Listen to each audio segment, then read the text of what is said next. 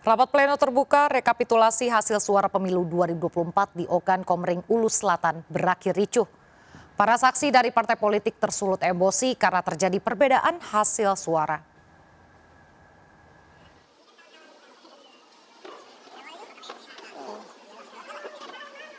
Kericuhan terjadi saat rapat pleno rekapitulasi perhitungan suara pemilu 2024 di Ogan Komering Ulu Selatan. Rapat pleno ricuh akibat adanya perbedaan antara salinan daftar pemilih tetap yang dipegang pihak KPUD dan panitia pemungutan suara. Ketegangan bertambah saat pihak KPUD mengabaikan protes para saksi sehingga seluruh saksi parpol yang hadir tersulut emosi. Kegiatan penghitungan suara pun sempat diskors selama 1 jam untuk meredam keributan. Namun dari beberapa kecamatan ada bukannya sesuai dengan di video, bukan ada apa-apa itu, melainkan di situ ada kesalahpahaman bahwasanya dalam penyinkronan data daripada saksi dan PK itu masih ada kekeliruan. Namun alhamdulillah semuanya itu dapat kita selesaikan. Kami selaku pengawasan pada malam itu menyaksikan langsung bahwasanya yang terjadi di rapat pleno tingkatan kabupaten itu hanya kesalahpahaman ataupun miskomunikasi. Usai kejadian, Bawaslu mengatakan ada kesalahpahaman saat penghitungan suara dan berjanji mengawasi lebih ketat proses penghitungan suara. Dari Kabupaten Ogan Komering Ulu Selatan, Sumatera Selatan, Teddy Hendrawan melaporkan. Pemirsa, di Treskrimum Polda Metro Jaya menggelar rekonstruksi pembunuhan petugas imigrasi oleh warga negara Korea Selatan. Berdasarkan fakta hasil rekonstruksi, terbukti korban tidak jatuh dengan sendirinya dari lantai 19 apartemen, namun didorong oleh tersangka.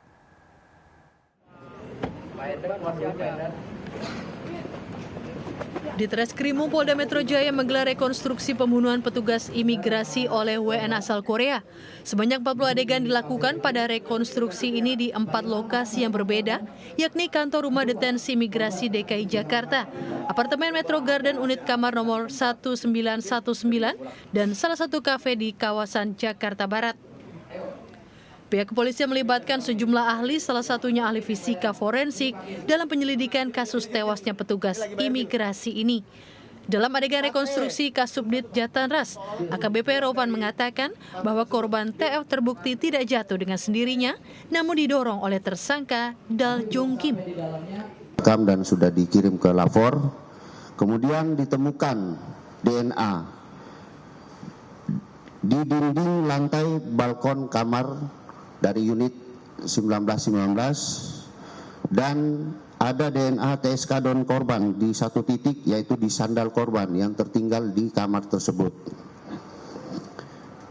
Berdasarkan rekaman handphone dari saksi lainnya ditemukan pada saat didobrak, tersangka sempat menyatakan Fata mati. Kemudian hasil fisika forensik yang telah dilakukan oleh penyidik bahwa korban tidak jatuh sendiri.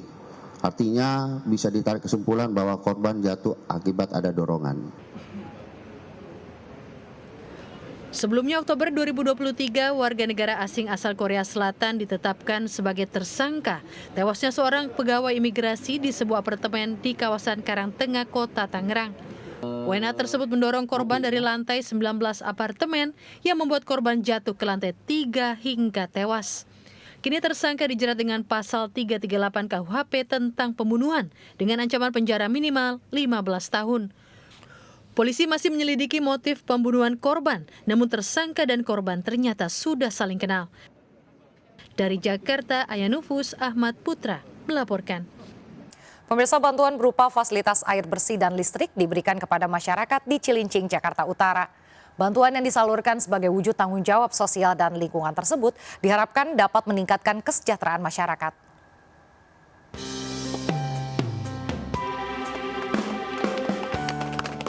PT Biro Klasifikasi Indonesia Persero melalui program tanggung jawab sosial dan lingkungan kembali menyalurkan bantuan berupa pengadaan fasilitas air bersih dan listrik untuk warga di kawasan Cilincing, Jakarta Utara. Aksi dilakukan untuk mendukung aktivitas masyarakat sekaligus memudahkan mereka untuk mencari nafkah tambahan dengan memanfaatkan limbah berupa cangkang yang kerangnya selama ini menjadi gantungan hidup. PT BKI Persero tidak berjalan sendiri dalam melaksanakan program tersebut, namun menggandeng lembaga lain yakni ISQ Kemanusiaan untuk membantu langsung ke masyarakat untuk meningkatkan kesejahteraan masyarakat. Untuk listrik ini digunakan masyarakat di sini untuk melakukan kegiatan ekonomi, di mana mereka melakukan pengolahan, kemudian bertani bercocok tanam kerang, di mana setelah kerang dihasilkan, diproduksi, kemudian ada limbah yang selama ini tidak terkelola dengan baik, itu dimanfaatkan oleh masyarakat di sekitar sini untuk menghasilkan benda-benda seperti paving block, kemudian kloset dan juga kerajinan-kerajinan lainnya. Jadi ini adalah langkah konkret yang sangat positif. Kemudian kita tentu saja melakukan pendampingan dari ISQ Kemanusiaan karena amanah ini diberikan kepada kami dan kami betul-betul melakukan pendampingan yang serius dan sungguh-sungguh karena kami ingin melihat bagaimana sebelumnya dan bagaimana nanti sesudahnya, di mana masyarakat di sekitar sini menjadi lebih berdaya lagi. Tanggung jawab sosial dan lingkungan serupa yang dilakukan PT BKI Persero sebelumnya sudah dilaksanakan di beberapa tempat seperti di Bogor dan daerah pesisir Pandeglang dengan menggandeng pihak-pihak lain khususnya sesama BUMN.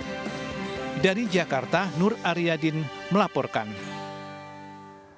Istri oknum jaksa yang menjadi korban KDRT di Kabupaten Kampar Riau mendatangi Kejaksaan Agung. Didampingi oleh RPA Partai Perindo, korban melaporkan tindakan suaminya.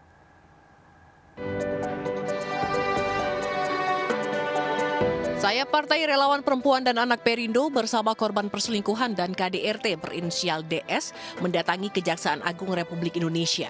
Kedatangannya untuk melaporkan oknum jaksa di Riau yang diduga melakukan KDRT dan perselingkuhan terhadap istrinya ke Bidang Pembinaan dan Kode Etik Kejaksaan Agung.